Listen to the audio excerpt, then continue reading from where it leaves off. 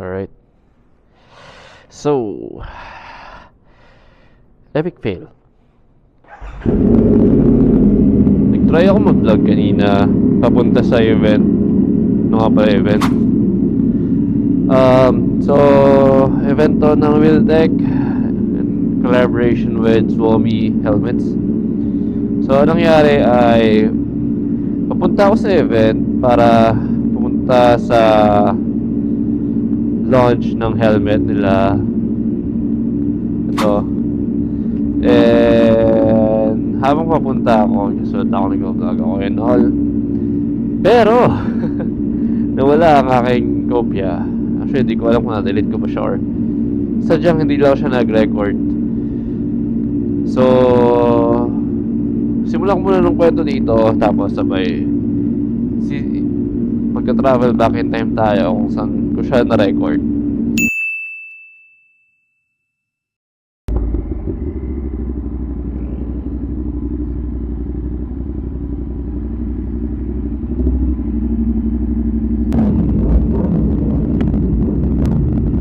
Alright, sibat na.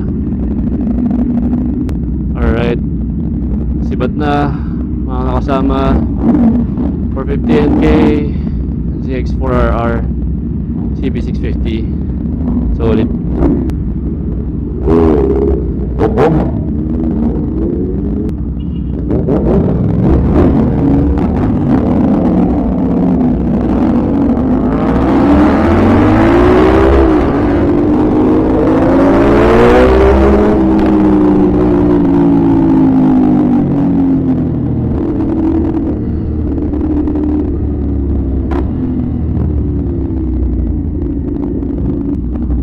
Hiwalay na ako sa inyo ha. Hiwalay na ako sa inyo. Hindi na. May pasok pa ako eh.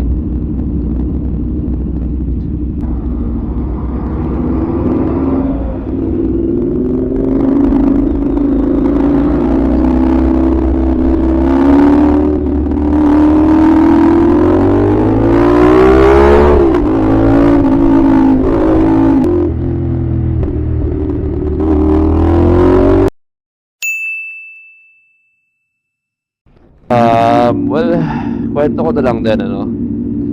So, ayun na nga, 10 kami, NK crew. And nga pala, congrats kay Sir Ride and Play sa pagkapanalo ng helmet na Suomi. Swerte. Ano pa ba? Yun, so sobrang solid na tambay kanina. Shoutout niya pala sa inyo. Solid, grabe. Lahat, iba-ibang bikes dala namin kanina.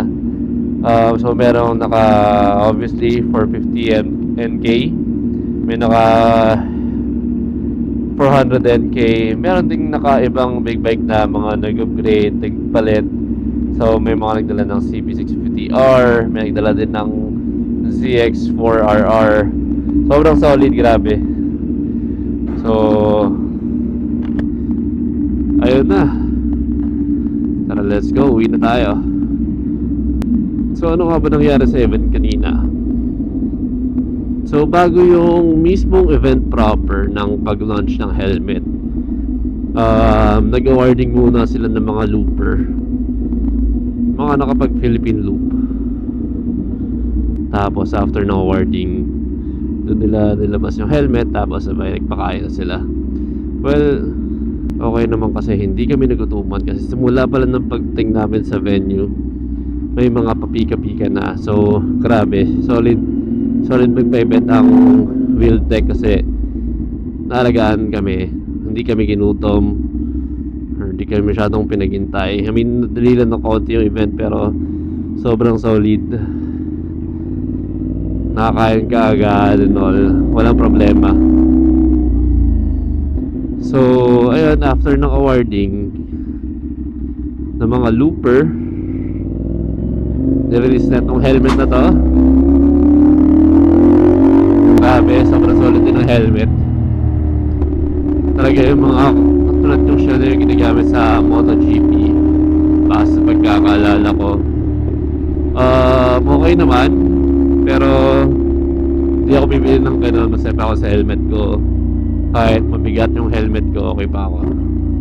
So, sa usapang tambike naman, kwentuhan lang, mga ganap sa buhay, mga kung ano yung mga kinonsider naming motor nung una, bago makuha yung NK. Yung karamihan naman sa kanila, kung ano yung mga parang endgame nilang big bike kapag alam mo yon yung tipong ito na talaga kapag meron na ako na ito na talaga. Pero sabi nga nila, walang katapusan ng pagkakakontento ng tao. So parang sabi na meron na silang ganito. I mean, pagka nagkaroon na sila ng ganito, hindi na sila hihiling na iba, which I doubt na mangyayari. Pero sa ngayon, ako masaya pa ako sa NK ko. Wala pa akong balak mag-upgrade anytime soon. And sa mga nakapag-upgrade na mula sa mga lower displacement o kaya from NK din mismo, congratulations, nakuha nyo yung bike na talagang gusto nyo, or at least one step closer na, diba? Ako sa ngayon, masaya ako dito kasi bukod sa isipin mo naman, first bike, diba? Tapos may big bike pa. Hanggang pinalad nga naman. Pinalad na may mabait na fiancé. Thank you nga pala sa bebe ko, sa aking fiancé na napaka-supportive. Hindi dahil sa kanya hindi ako magkakaroon nito. Early gifts sa kasal. So thank you nga pala sa'yo. I love you. Grabe, out of place ng vlog na to. And medyo lahat ng meat ng vlog or lahat ng meat ng content nandito sa ride home ko, kasi wala lang, lahat ng mga sinabi ko kanina nakalimutan ko na nung palis ako ng bahay, nung papunta pala ako ng meet up point. Grabe, naalala ko na lang kanina ay parang halos late ako umalis. So parang halos late na ako nakarating, pero hindi pa rin pala ako yung late na, pinaka-late na dumating. Kaya okay lang. Sarap. Grabe, naalala ko dati parang gusto ko magkaroon ng motor. Ngayon meron na ako, di ba, nagagamit ko palagi.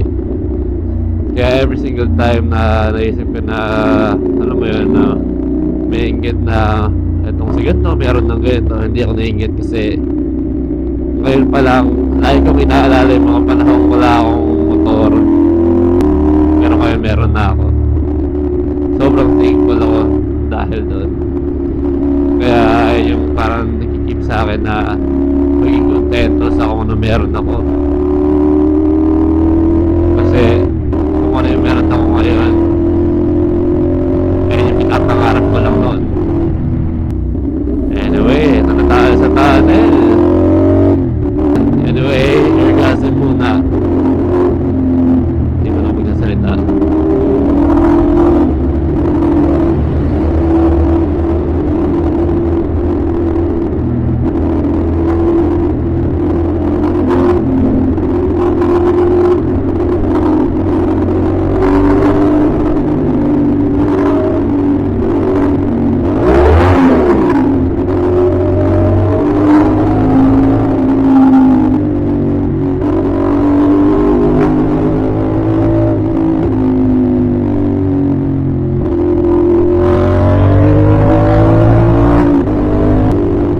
Mabalik tayo sa topic kanina. Ano nga ba nangyari? Ano nga bang ganap kanina?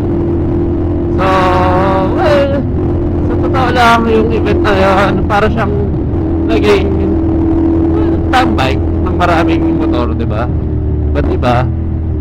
Although, hindi kami nagkaroon ng pagkakataon para makipag-usap sa ibang grupo katulad ng Ninja Group, Ninja Cools, mga Harley Davidson Group. Dahil busy rin kami mag-catch up ng mga NK crew mismo. Nakakatuwa lang kanina sa podium, nabanggit yung grupo namin. So, Crew? Asan po ang NK crew? ang saya lang. Kasi talagang legit na grupo ang NK. Diba?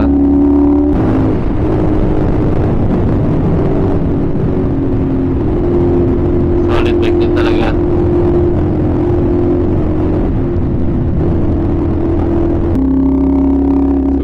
mahaba na talaga yung ride home ko mula sa office. Grabe. Naalala ko dati sumubok ako mag-vlog. Mga panahon nasa McKinley pa yung office namin. Napakasaglitan lang ng biyahe, lalo na pag madaling araw. So parang hindi ko nasusulit yung salita. Like ngayon, sobrang haba ng pagkakataon para makapagsalita ako.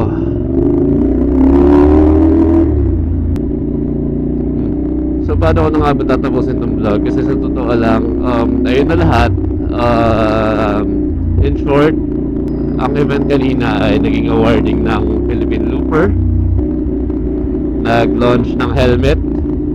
Well, the whole duration na yun, parang tambay na rin siya na may libreng pagkain, di ba? Solid. So, thank you ulit sa lahat. Sa Wiltec, sa NK Crew, grabe solid nyo. Susunod na ride ko na ay sa May 18. May 18. May track day sa Carmona track. So, balita track lang siya. Kaya maraming mga small displacement din ng nakakapag-track day doon. So, sabi ni Sir Van, nga pala, thank you sa information. Sabi niya, maliit lang yung track. Kaya may mga kasabay kami sasalang doon ng mga naka-go-kart, pati mga naka-small displacement na motor. And sobrang excited na ako. Sabi niya mga siguro around 4 na beses kami sasalang, siguro mga 10 minutes each. And sobrang excited na ako. Naisip ko kung kakayanin ko ba lahat ng yun kasi syempre exercise yun dahil maiiksi lang yung stretches niya. So hindi ka talaga makakasagad ng top speed, alam mo yun. And more on liku-liku siya. So sobrang na-excite na ako. Hindi ko alam kung kakayanin ko ba. Pero na-imagine ko na kagad yung pagod. Grabe. Sa liku pa lang ang pagbangke. Ang tanong, may checkpoint ba? Ewan ko. Kaya ba traffic dahil sa checkpoint? Hindi naman siguro. Hindi nga. Dahil dyan, okay na. Okay na to.